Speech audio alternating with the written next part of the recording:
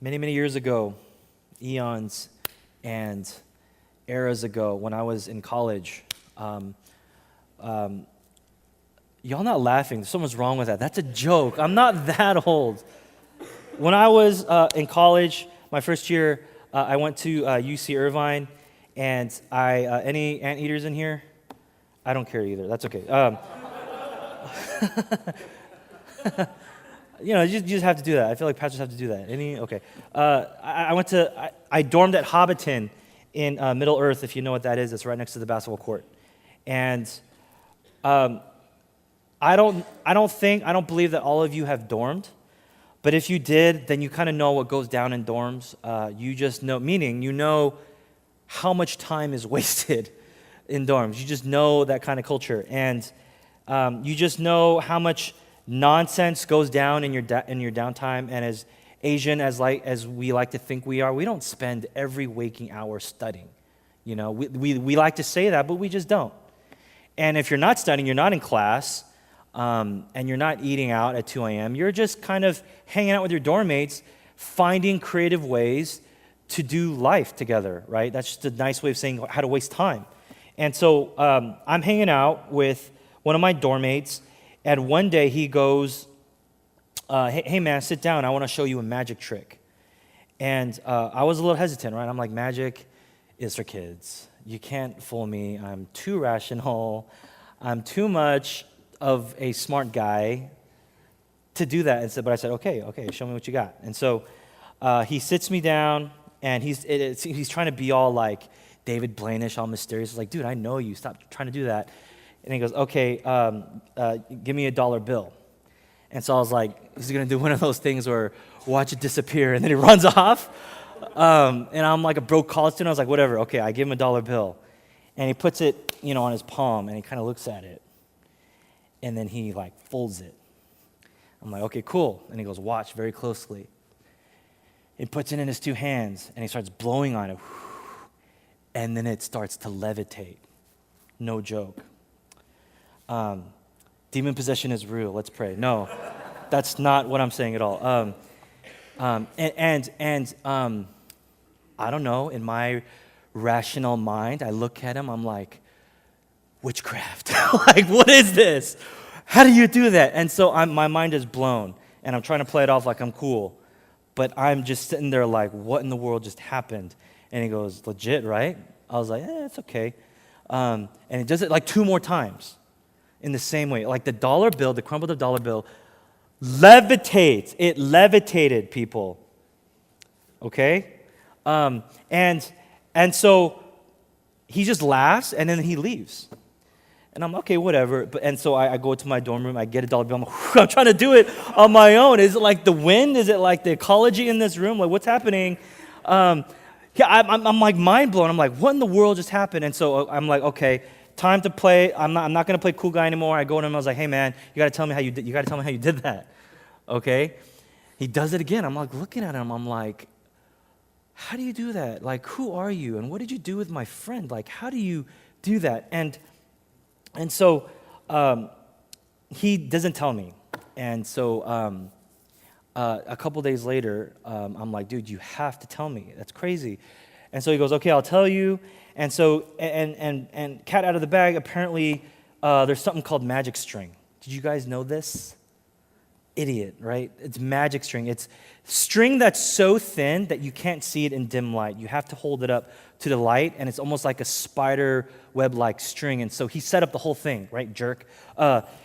He taped one end of the string to the book on the other side of the room, and the other end of the string was in his mouth, right? And so when he pulls back, it would levitate, and he would do this, and he would. And so, I'm just like an idiot. But like, okay, so what am I getting at? So I'm just mind blown. But I looked at my dorm mate, and I realized that like I wouldn't have felt like an idiot. I would have caught on to what was going if I just stopped, even for 1 second, to get my fixed gaze off of the $1 and just looked at my roommate. You know what I'm saying? And I would have known everything I needed to know. I would have figured out everything. Everything would have been so clear and it would have made sense. But because I fixed my gaze on the $1 and I couldn't think about anything else. I missed everything. I don't know if you're following me, okay? Now, I'm going to read for you verse 11, okay? This, the first of his signs, Jesus did at Cana in Galilee and manifested his glory, and his disciples believed in him. We're getting into the book of signs, and John lays it out. This is the first of Jesus' signs. So think about that. Before we even get into the text, just think about what John is trying to do as an author. The first of his signs, because a sign is different from a miracle. And I'm not doing, hair-splitting kind of theology here.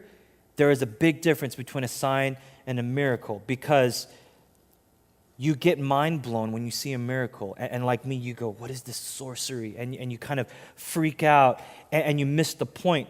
But when you see a sign that Jesus performs, the point isn't, dude, that was crazy. That's not the point. When you see a miracle, you say, that was crazy. When you see a sign, you say, who are you? That's the difference. A miracle is the point of a miracle. That's the point. A sign points you to the sign giver. A sign points you to something greater. A sign points you to the very identity of Jesus. See, that's what John is doing in the first half of John. 7 signs, 7 revelations of who Jesus is. And so here's what we're going to do with our time. I want to walk through this passage a bit. And historically, I know that I've talked about this text before. Some of you will say, this is like, I've heard this message from you so many times, and so I'm not going to exposit verse by verse, and I'm not going to give you everything. I'm going to extract what we need to know for our purposes today. And then what we're going to do, as we kind of unpack this text and that idea, we're going to deconstruct our notion of Jesus. And that's just a fancy way of saying we're going to unlearn what we know about Jesus and relearn it. Because that's what John's trying to do with this first sign. Deconstruct your notion of Jesus, whether this is your first day at church or you've been coming to church for years. Deconstruct Jesus. Whatever you think you understand about Jesus, allow the text to navigate you through that, and then we'll reconstruct. Okay, basically that's every sermon. Okay, so let's walk through this. It's a wedding. And there's a vast amount of time and culture that separates wedding back then and today, right? Without getting totally technical with a lot of the historical and cultural stuff, basically a wedding back then is very different. The wedding back then went for days. I don't know if you knew that, okay? I don't know exactly how that worked. Like you go home every day after the wedding, you sleep it off, and then you kind of wear a different outfit, and then you go. I don't know how it worked, but it went on for days. Right? Weddings today are just kind of a full day or even a half day event, and once that's over, it's over. And so weddings went up to 3 days, even a full week back then. Okay? And I'm looking and I'm kind of thinking about the text, just kind of dialoguing with it, interacting with it. I'm like, well, no wonder the wine ran out. I mean, that's crazy. How much wine do you need, for people to drink freely for days and days and days? That's a lot of wine. Now, I know we have a young crowd here, and maybe not all of you have been to weddings, but there will come a day when weddings after weddings after weddings start rolling in, and you're going to know kind of how weddings go down. Okay? Some weddings you go to, not all of them, they're going to have this thing called an open bar. Okay? You go to a wedding, maybe you're fresh 21, and you go and you're like, what? It's free? Right? And you go, and it's an open bar. And how open bars work is a lot of times, I can't believe I'm educating you on the culture of alcohol, but like how open bars work is you go, and a lot of times the bride and groom, they plan everything, and they'll put a cap on it. $3,000, $4,000, $5,000, and once it reaches that, then you have to start paying out of your own wallet. Or maybe it's for the first 2 hours or 1 hour, whatever it is. It's normally not all night, because that's crazy, unless you're Kanye West and something, getting married, right? And so they put a cap on it, and you think that if you put like a $3,000 cap on alcohol, that it'll last a long time. It does not. Because people come, and they don't go, what's the cheapest thing you have? Okay, I'll take a Coors Light. No one does that. Give me the 18-year-old scotch, right behind you. I see what that is. Give me that $20 glass of wine. Give me 3 of them. And before you know it, what was supposed to be 3-4 hours goes for 20 minutes, right? What does that teach you? Some things have changed about wedding culture, some things haven't. Where there is booze, there will be partiers. That's just a fact of life, whether it's 30 AD or 2016, okay? The booze goes out fast. A wedding today is mostly close friends and family, and maybe your parents' friends. And judging by the crowd, because most of you are Asian, you're probably going to have to struggle. I don't know, mom and dad, who these friends of yours are. Why do I have to invite them to the wedding? They're going to say he's respected and he's honored and he has to come. That's kind of how it is. But beyond that, we don't really invite anyone else. Back then, weddings were a communal event. It had to be like kind of open doors in this open area, and you invite the entire community, and you invited even important people that you didn't even know. And so no one famous really comes out of Galilee. Galilee is a humble, humble place. But this guy, Jesus, is starting to cause a buzz. He's causing a stir. Maybe he's doing some miracles. Maybe he's not. Whatever the case, let's get him to the wedding, and he can up our status a little bit. Get us a few more likes on Instagram. Maybe I can start making a little bit more money because people view me differently, so get him in there. No one out of Galilee is famous, and so when someone like Jesus comes around, you got to get him there. LeBron James doesn't come to La Palma and play basketball at Central Park. You know what I'm saying? He doesn't do that. No one famous comes out of La Palma. I'm there playing basketball with LeBron James, texting everyone, you got to get to Central Park now. I just got blocked by LeBron James 58 times, and it was magical. Get over here. No, that doesn't happen. And so if it does, man, you got to get him there. And so he's causing a stir. People are starting to hear about Jesus, and they're there. Verse 3, when the wine ran out, that is a social, suicidal thing. You invited the entire community, including Jesus. The wine ran out. The mother of Jesus said to him, they have no wine. And Jesus said to her, Woman,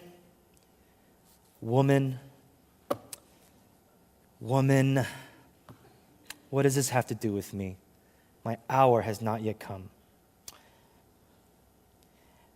And now think about this for a second, okay? How do we know that Jesus' mother knows what's about to go down? Okay, very interesting interaction going on in just these few verses, okay? Notice what Jesus' mother said, they have no wine. It's not a request. It's not a command. It's not an imperative. It's not a question. Jesus, do you know that they're out of wine? It's not that. It's not, Jesus, go do something crazy. It's not that. It's a very interesting statement. Jesus, they are out of wine. Right? And Jesus responds, I don't even get it, a woman, really crazy. But think about this, okay? His mother said to the servants, in verse 5, do whatever he tells you. Okay? This is how I know it's incredibly significant that Mary understands about what's about to happen.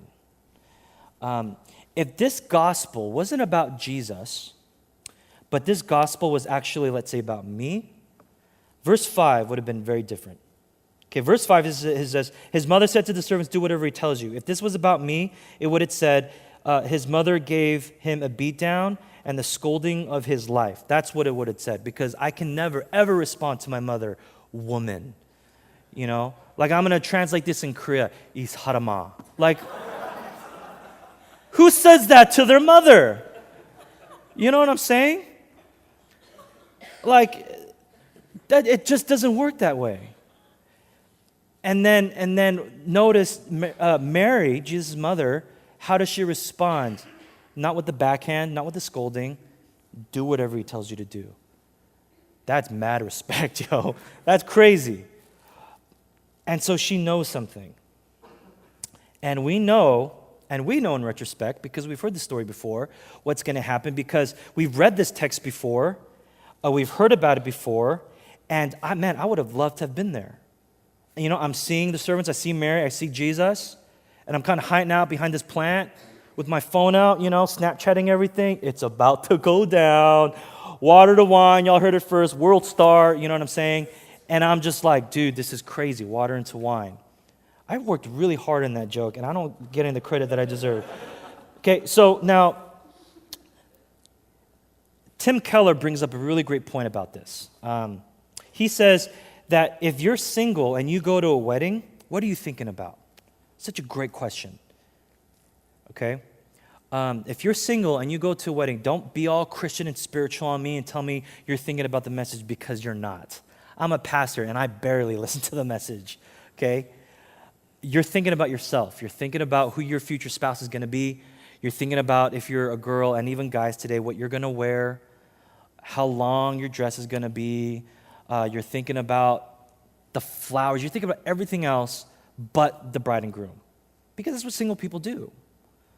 And all the while, you're acting as if you're giving your attention to them, but you're not. You're thinking about yourself.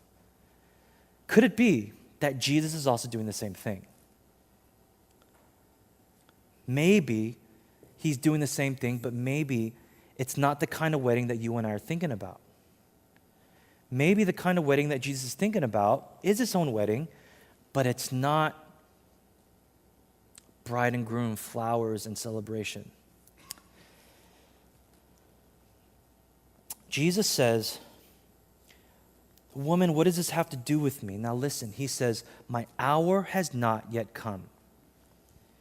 It's one of those things where you have to look at other parts of the gospel to see what that means. My hour has not yet come. Don't flip through this, just listen.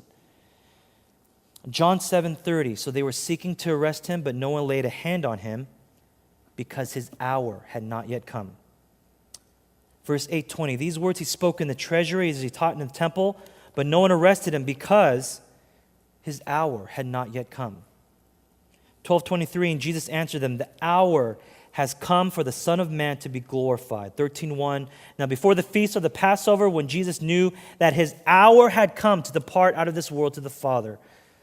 Just with those 4 verses in John's own gospel, what does he mean by hour? The hour is the hour of his death. My hour, when Jesus says my hour, is the hour where I will be nailed to that cross. Because in Jesus' eternal perspective, and he's thinking about even at this celebration, his very reason to come to the earth in the first place, his very reason for the incarnation, wasn't just to go around and just to do a bunch of miracles, was it? But the very climax of his narrative and the very climax of his ministry was to be married to the church, the bride of Christ, and that would happen at the cross. The hour of his death. That's the wedding that Jesus is thinking about. So his body is there and the festivities are there, but his mind is off elsewhere.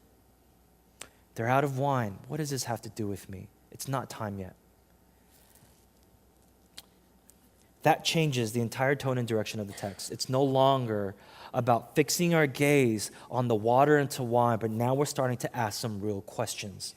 Who is this Jesus? In verse 6, now there were 6 stone waters there for the Jewish rites of purification, each holding 20 or 30 gallons. Jesus said to the servants, fill the jars with water, and they filled them up to the brim. And he said to them, now draw some out and take it to the master of the feast. So they took it. You probably can guess just by reading the text that these weren't dinky little jars, okay, or carafes. They were these huge containers of water. Huge containers, right? It lays it out, 20 or 30 gallons. The NASB translate them as water pots.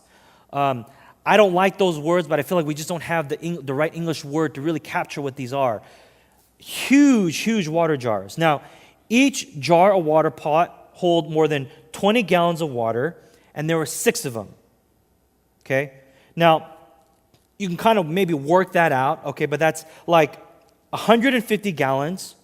That was water turned into wine, which means that was over 2,000 servings of wine.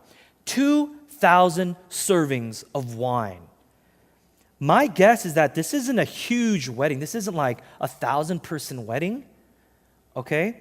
Today, in today's kind of definition of a big wedding, 200, 300 people, that's a huge wedding. Work out the math in your head. That's a lot of wine. That's a lot of wine. Do you know why that these jars were so huge? It's because they weren't just there for decoration, they were there for purification. The priests would fill up these jars of water, and they would fill up this pool where they would bring people in and cleanse them for ceremonial purposes. Jews are all about ceremonial cleanliness. Okay, now understand what the purpose of these jars were. They would fill up these jars with water for the purpose of what? Getting yourself cleaned so that you can approach God for sacrifice, and hopefully He'll atone for your sins. It's pretty important if you ask me. Jars were used to cleanse yourselves. Now, here is what's crazy. How many jars are there? 6. Biblically speaking, 7 represents completion, wholeness, and perfection. In other words, God. So then what does 6 mean? You fell short of God. You are imperfect, you are insufficient, you are simply not enough. I don't know if you're hearing that, church. If you've ever walked into this chapel for service with an incredible sense of guilt, like you don't deserve to be here. Or if you've ever thought, man, if these people just knew what went into my heart, if they just got a glimpse of what went into my heart, I don't think I could ever show my face in this church again. If you've ever thought everyone seems to get something about church, but I don't, but I'm going to fake it till I make it because it's all about just my social status, if that's you to any extent, you understand what these 6 stone jars are. You understand that it's simply not good enough. You sense that. You can articulate it one way or another. You could talk about it in small groups, but every single one of us understands no matter what I do, it's simply not good enough. So I'm going to put on a facade. I'm going to learn the worship songs. I'm going to do what I can so that hopefully I can be accepted by this community. And hopefully, maybe someday, if I'm good enough, that God will accept me. But there's only 6, church.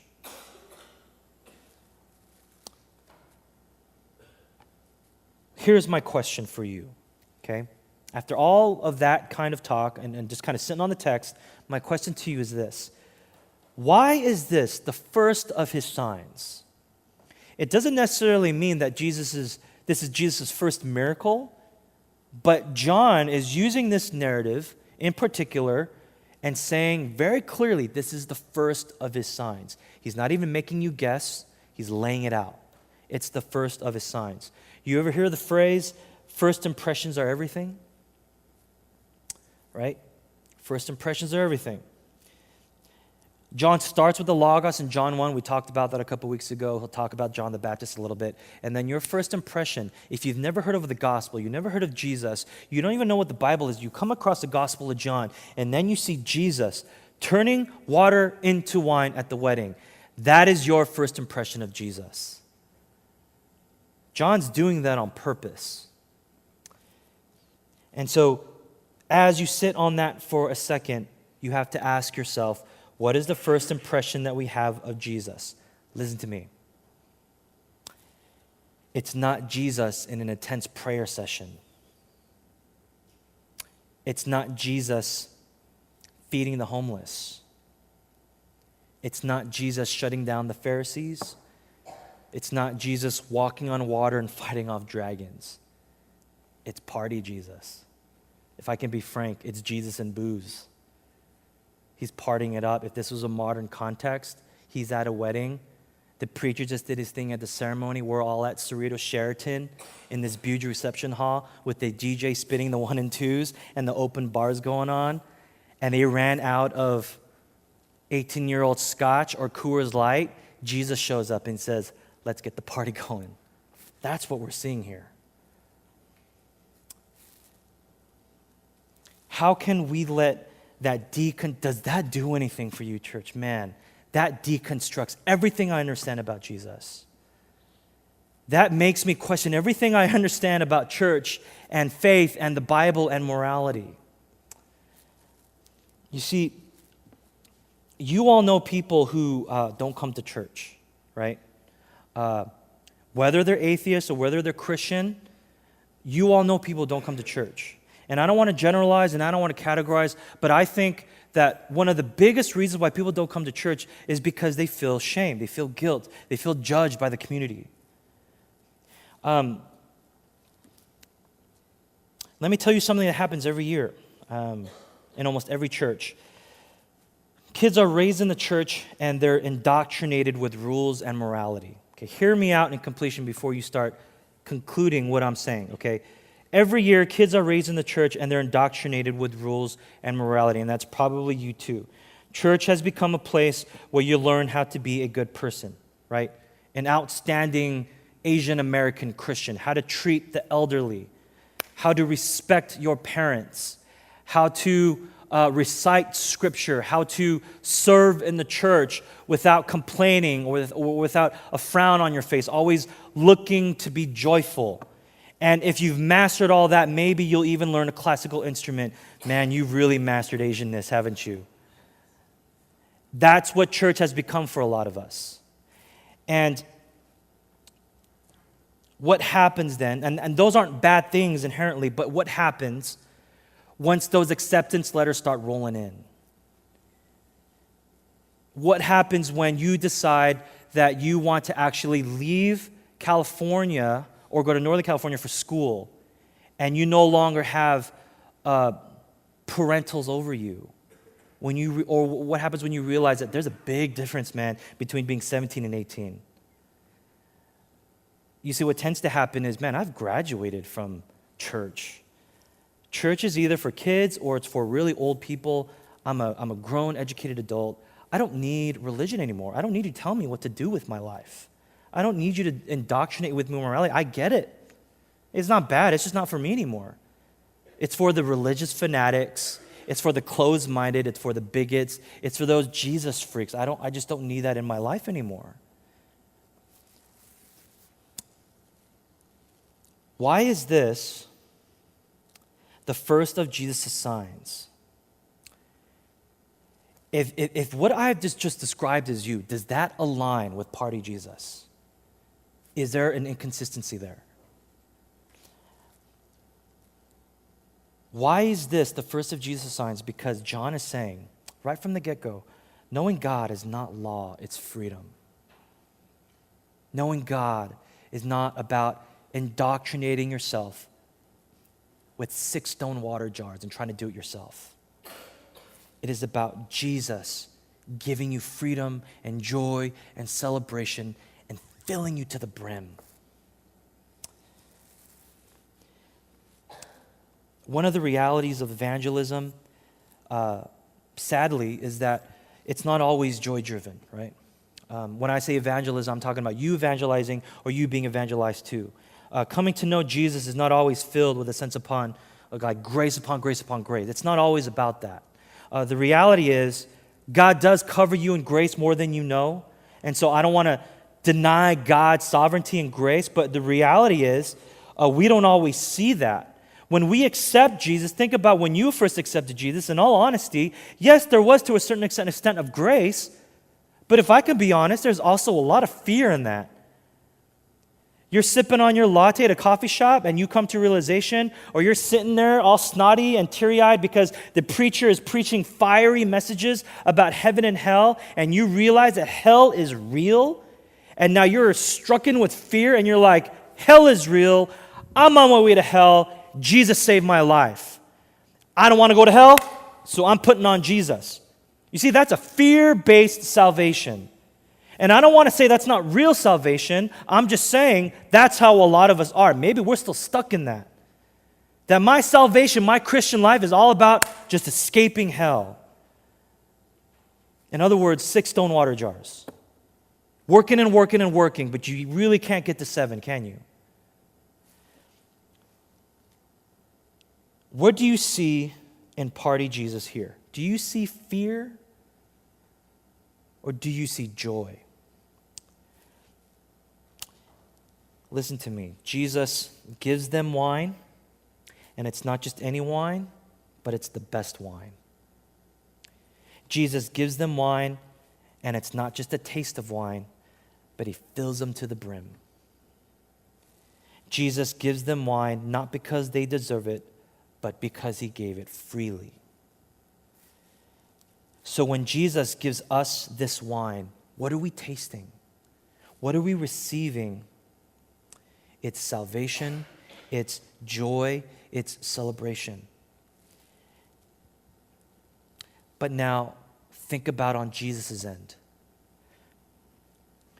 When they're out of wine at the wedding, what is the wine that Jesus gives? When he says, it's not my hour, what is he thinking about? What's this wine that Jesus is giving up so freely? It's his blood. I hope you see that. Jesus gave so that we could receive. Jesus completed where we fell short. Jesus suffered so that we could celebrate. Jesus felt the separation from the Father so that we could be united with the Father. And so the gospel constantly gives us this picture of this tragic but beautiful exchange. That's the sign. That's party Jesus that John is laying out for us.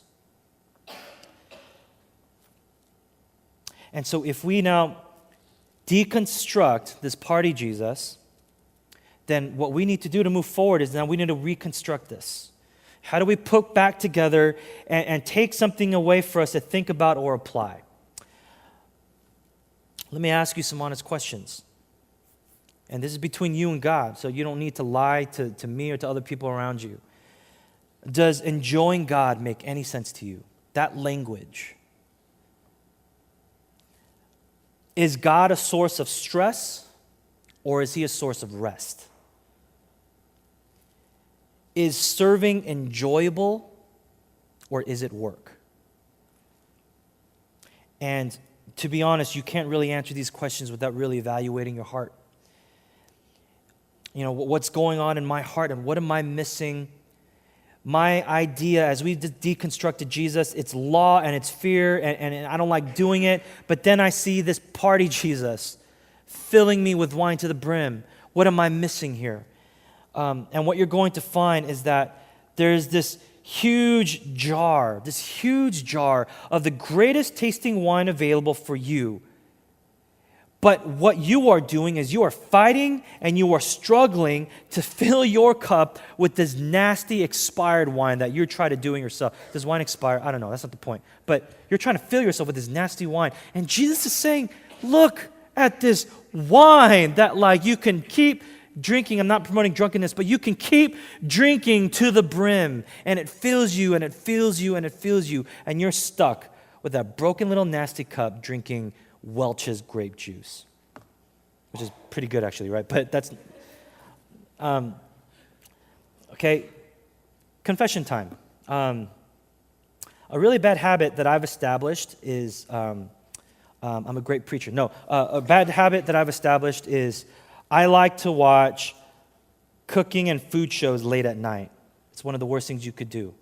I blame Gordon Ramsay, I blame Jamie Oliver, I blame Munchies on YouTube. That's my confession. Now, the reason that's a confession is because you know what happens when you watch these cooking shows late night, right? You got to have it. You got to have it. You know what I'm saying? But the problem is, 10:30 at night, where can I get a beef Wellington at 10:30 p.m.? McDonald's it is. You know what I'm saying? It's terrible. And so, here's the problem, right? Sometimes I tell myself, I can't do it. I can't do it. Sometimes I succeed, sometimes I fail, right? Now, when I fail, okay, I fail. I mean, we don't have to go down that road. But when I do succeed, and I resist the temptation to fill this beef Wellington-shaped hole in my heart with McDonald's, when I succeed in resisting that, what's happening there? Okay, I see them chopping and making food, raw ingredients, this beautiful masterpiece of a dish. And I imagine it, I see it, I imagine myself cooking it, I imagine myself getting the ingredients and trying to create this beautiful piece of a dish, but that's where it stops, right? That's where it stops. I don't actually taste it. I don't actually partake in it. I don't actually put it into my system and enjoy. And if I can say it this way, I don't celebrate it. I don't worship it. I don't appreciate it. I want to kind of conclude our sermon in the way we started our service, okay? Psalm 34:8 says this. Just listen. Oh, taste and see that the Lord is good. Blessed is the man who takes refuge in him. The psalmist is telling us to taste and see that the Lord is good. Think about that. It's not enjoy God from a distance, watch it on YouTube and then go to bed. It is partake in it, engage in it, appreciate it, take in the fullness and the glory of God's goodness. I think it's really easy for us to fall into seeing and thinking and imagining the goodness of Jesus, but for some reason we don't actually taste. In terms of receiving salvation, in terms of transformation, yes, it is the work of God, isn't it? And that's grace upon grace upon grace. God saves us, God transforms us. But when we look at what the psalmist says here, what that tells us, we can actually participate in God's working. We can actually be engaged in what God is doing in our lives and helping us celebrate and enjoy. That means what? We fight for our joy. We have to do something actively to understand who Jesus is. We fight for our joy. We fight against our tendencies to keep Jesus in clear perspective. We actively identify, what am I trying to find my joy in? That's what we say, right? That's what it means to heart check. What am I doing that I'm really trying to find my joy in this thing? 6 stone water jars, it's not working. It's just not working. I'm struggling to get people like me to accept me. I work hard to get people to accept me, to get people to like me. And I'm just trying to put on this facade that I'm all together, but it's just not working.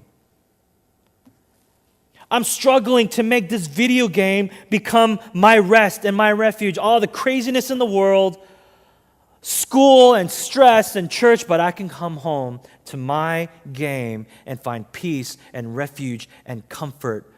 But I'm beginning to realize it's enjoyable, but it's not cutting it. 6 stone water jars. I'm struggling to earn my keep with grades and academics. That's my way to earn my place in life. But I'm beginning to realize that, yes, I may excel in school, but it's just not going to fill me. You see, when hell is the point, and that becomes your main source of motivation, it's fear and it's shame and it's guilt and it's trying to get those 6 stone water jars to do work for you, but it's just not cutting it, church. What does it mean to fight for joy? When the good wine of Jesus, something that you have to in humility accept, when that becomes our source of motivation, you see the sacrifice, you see the goodness and the grace, and then comes joy and celebration and rest. Man, party Jesus is so much better than law Jesus. Party Jesus is so much better than fear Jesus. Fight for it, church. Fight for your joy. See the wine, see the party Jesus, and receive it. Let's pray.